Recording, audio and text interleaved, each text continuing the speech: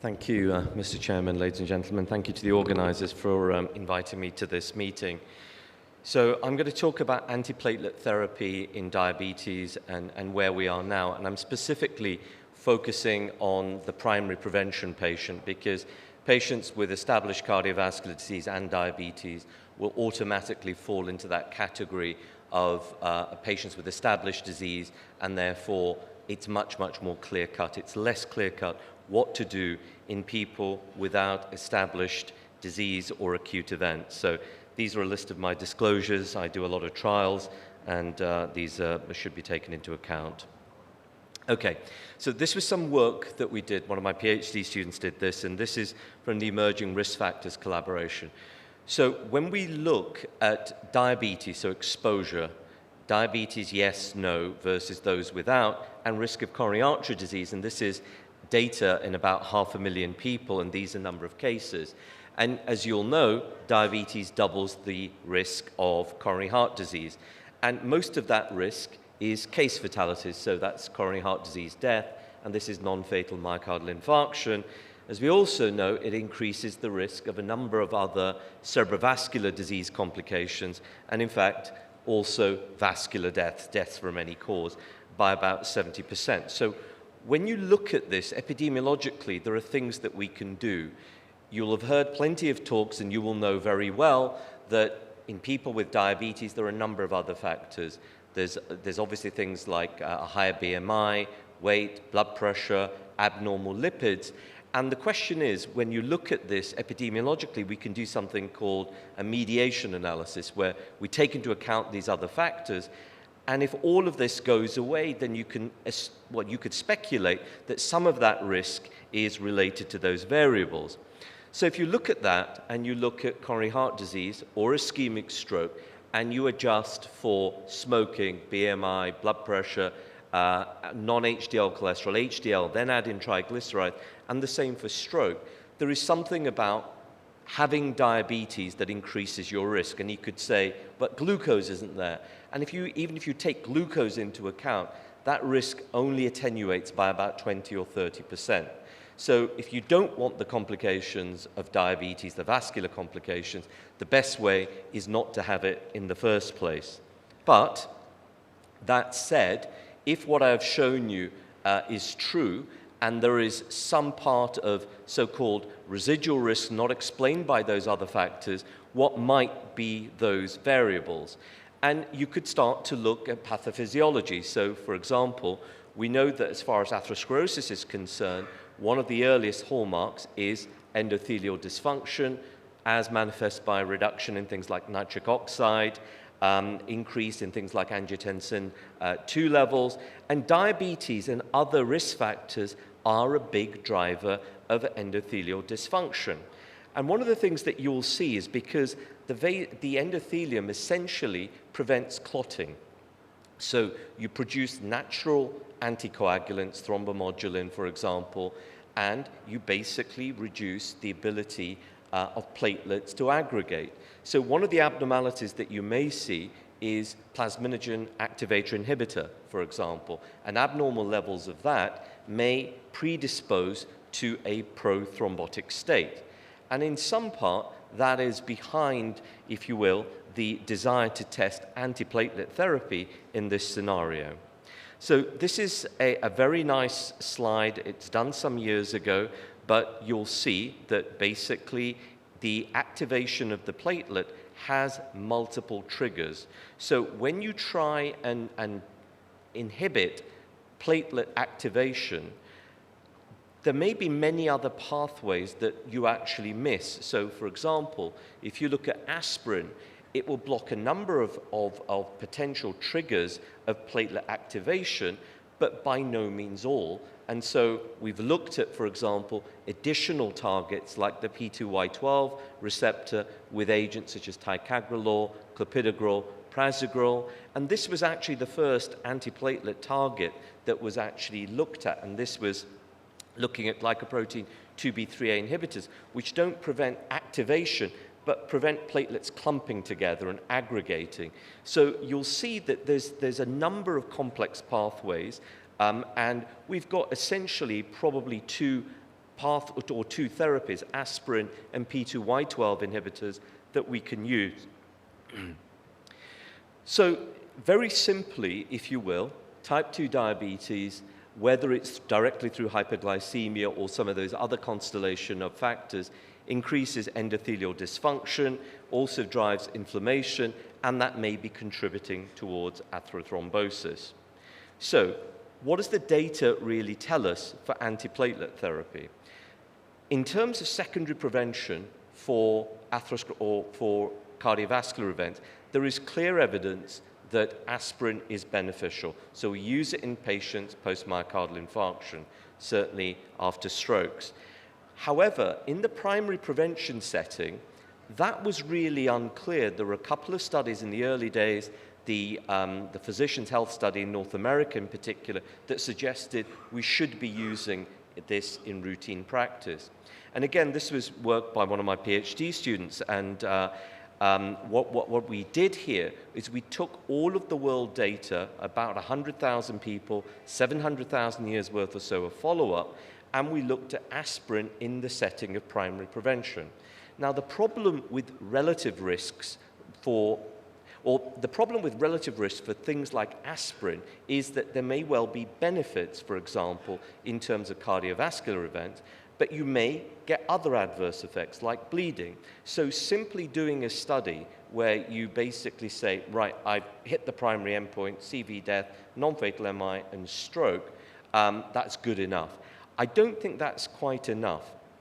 And secondly, antiplatelet therapy is very different from blood pressure lowering, and it's very different from lipid lowering, because largely, albeit with blood pressure, if you go too low, there may be adverse consequences, but largely with those, going too low on average doesn't really have adverse effects. And so if you're having a clinical consultation with the patient, and instead of the approach that we were mostly taught at medical school, I suppose, which is to tell patients, yeah, this is beneficial, patients ask more information.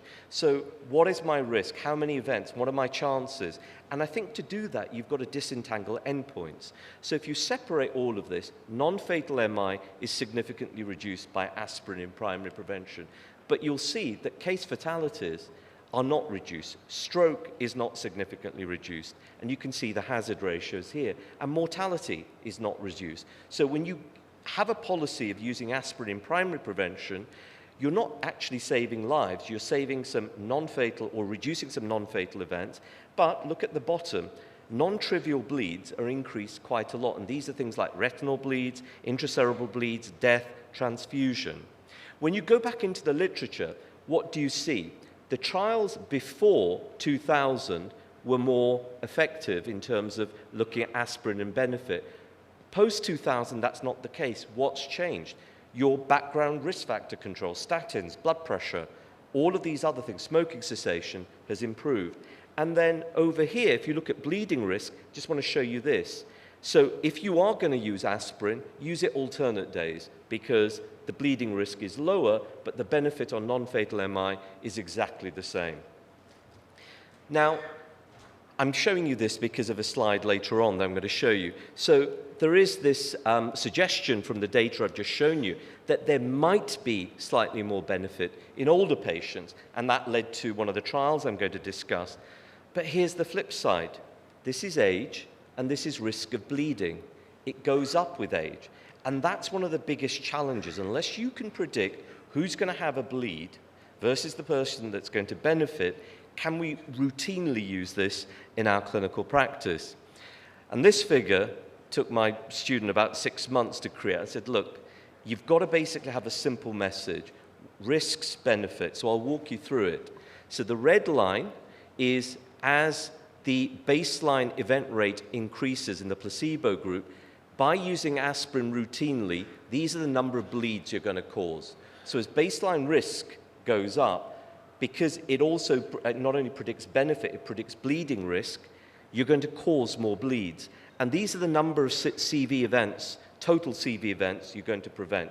So bleeds always trump, if you will, the number of cardiovascular events you're going to prevent. So a summary is over about 5 years, you're going to cause 2.5 bleeds for every non-fatal event, non-fatal MI you actually prevent. And you might say, but these are general populations, including diabetes, etc. What about specific studies? So the largest study to particularly look at this was the ASCEND trial, published a couple of years ago, and it looked at about 15,000 people with diabetes, without prior history of cardiovascular disease. And if you look at non-fatal myocardial infarctions, ischemic strokes, etc., nothing is reduced until you start to add in TIAs. When you basically add in TIAs, you basically have a benefit that is just statistically significant. But look what happens to bleeds. This is fairly similar to the number I showed you from the general population meta-analysis.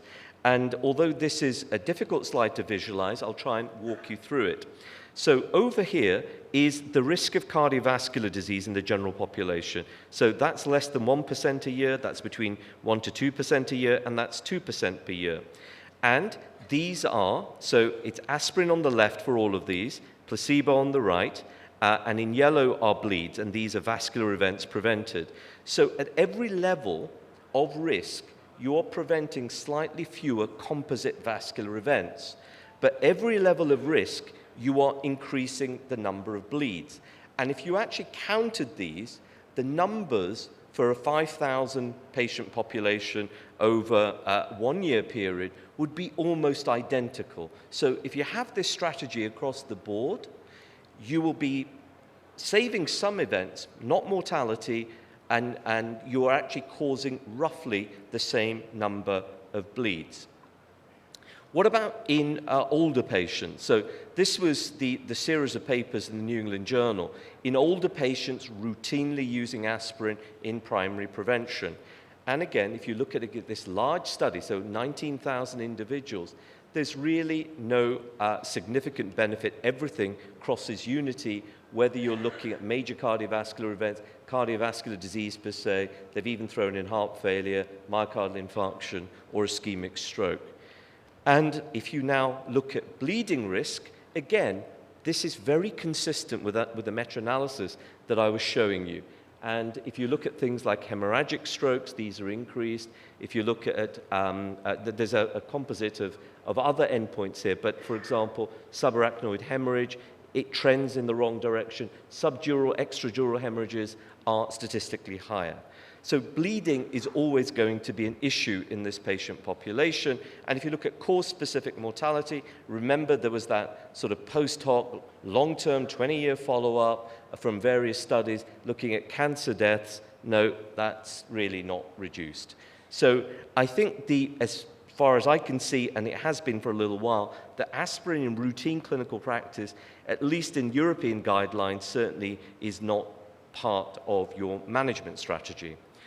What about other novel antiplatelet agents? So in the setting of post-myocardial infarction, there's clear evidence that dual antiplatelet therapy with the addition of clopidogrel to aspirin is better, and there is clear evidence that the newer antiplatelet agents like ticagrelor and prasugrel are better than clopidogrel as the second drug. I'm taking cost and other issues out.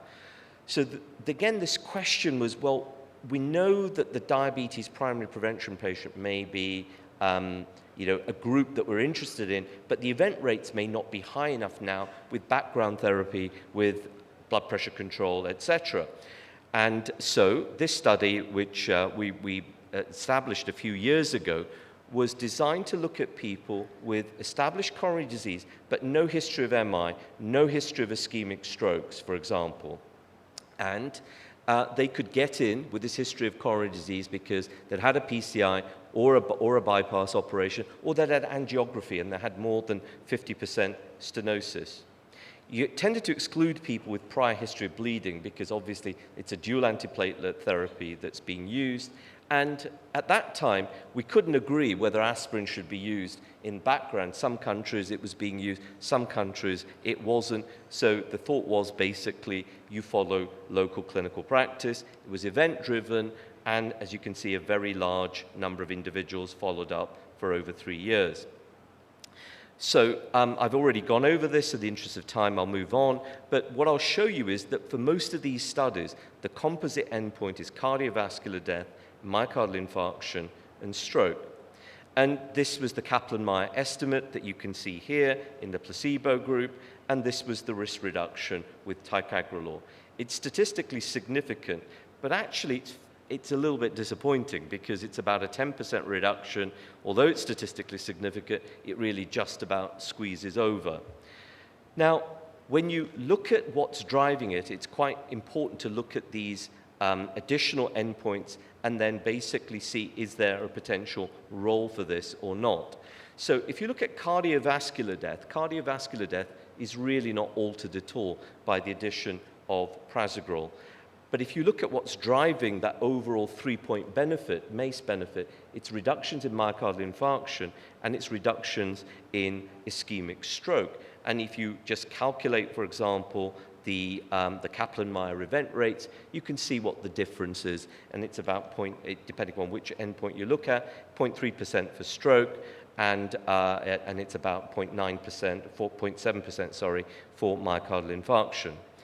These are various other composites, and one I would draw your attention to is down here. When we treat our patients, we may be thinking about not just coronary tree, cerebrovascular, but also limb disease as well. And there's interest, obviously, in that. And if you look at inclusion of amputation, of vascular etiology, in addition to all-cause mortality, stroke, etc., you've got about an 11% lower risk of this. So, and limb ischemia is significant on its own as well, about a 0.2% reduction in absolute risk. But if you look at bleeding, what you can see is this excess number of bleeds. But remember, this is relative risk. So if the event rate is relatively low, then a doubling of risk gives you maybe 2, 3, 4 events. And we'll look at that in a bit more detail. But certainly, bleeding risk is there. And the question is, are there going to be patient groups where you might be able to justify the addition of a potential therapy that might increase the risk of bleeding for potential prevention? So, with that in particular, remember in that inclusion slide, there were some patients that had a history of angioplasty. They had a history of CABG. They had 50% stenoses. So if you take out the population that had a prior history of PCI, and it may be that is a group of patients more likely to develop atherothrombotic disease than the other groups that were included compared to no PCI, what you find is this benefit for 3-point MACE. This was the primary endpoint, CV death, MI, and stroke. So you've got about 1.2% reduction in risk. Now, if you look at various other components, they all look better in the history of PCI group. So in patient population with no history of PCI, there doesn't really look to be any gain from this treatment, which can potentially increase the risk of bleeding. So if there is any benefit, it's selecting the stable patients, for example, with a prior history of PCI. And if you look, for example, at cardiovascular death and all-cause mortality, certainly for all-cause mortality, for example, you see this again, this trend with a hazard ratio of 0.88 towards benefit. And you obviously, as you might expect, see a highly statistically significant reduction in the risk of myocardial infarction. So it's possible that those patients are self-selecting. If you look at bleeding risk, whilst there is an excess risk of bleeding that is a little bit lower, it's possible that the people with the prior history of PCI are again being slightly self-selected in terms of they probably had a second antiplatelet agent after their stenting. And so if they didn't bleed on that, they would have probably then entered this particular study. So that's a major caveat that I think you've got to take on board. But if you look at, for example, things like a history of, amongst the people with a history of PCI, intracranial hemorrhage, that wasn't statistically higher. But if you look at, for example, no history of PCI, much, much higher. And it could be that effectively what you've done is you've already done your pressure test in one group with the PCI, and the no PCI group, you've not exposed them to a second antiplatelet agent, and that may be part of the reason, so that's a limitation. So if you include, and there are a number of different ways of looking at net benefit, so here I'm weighing up the benefits of the treatment against the potential for harm. And if you were to do that, and now you include intracerebral hemorrhage, for example, then it would suggest that in the prior PCI patient population, that's when you've got your biggest benefit, relative benefit of about 15%, absolute benefit of about 1.5%. Compared to that, the no PCI group, no net benefit. And I think that's probably the way we should be looking at these particular studies. And again, this is looking at CV, death, MI, or stroke, which for side by side for comparison. And the other interesting thing about this is the benefit from this approach from time of PCI. So if you've got historically patients sitting in your clinic who've had their angioplasty many, many years ago, there's probably not a lot of benefit. But if you look at this period here and you've had a recent PCI, we know that often these are people where the risk factors have not been managed aggressively enough until that point of interacting with the healthcare system. And it may be that these are higher risk people where you've got that additional benefit, but actually as time goes on and you've got these historical survivors, they've self-selected and there's not much benefit in that patient group. So if you look at PCI patients, the benefit of ticagrelor in the THEMIS trial, these were the number of events prevented and these were the number of bleeding events caused. And in the no PCI group, very, very clear that you wouldn't want to be using it in your patient population, and there's an interaction p-value there. So in summary, I think there's reasonable evidence that diabetes is associated with a prothrombotic state. Routine use of aspirin for the prevention of atherothrombotic disease, particularly with the background treatments that we're using now, doesn't, with the exception of maybe non-fatal MI and maybe TIAs, doesn't really prolong life in that patient population. And that's largely because of this offset of bleeding, almost one-to-one, if you were to give it at a population level. So there's really no routine place for that. Among those with diabetes, with coronary disease, the evidence from the THEMIS trial would suggest that ticagrelor can reduce cardiovascular events. There is an increased risk of bleeding. That balance of benefit between atherothrombotic events prevented and bleeds caused favors the population with a prior history of PCI, particularly if you're relatively close to that post-PCI period. There are confidence intervals around all of those, and that graph I showed you, obviously the number of events are smaller the further out you go. So probably what we do know is that in the 2 or 3 year period, analogous to what we're seeing in the Pegasus trial, there may be benefit from using ticagrelor in that patient population. So I'm going to stop there. Thank you.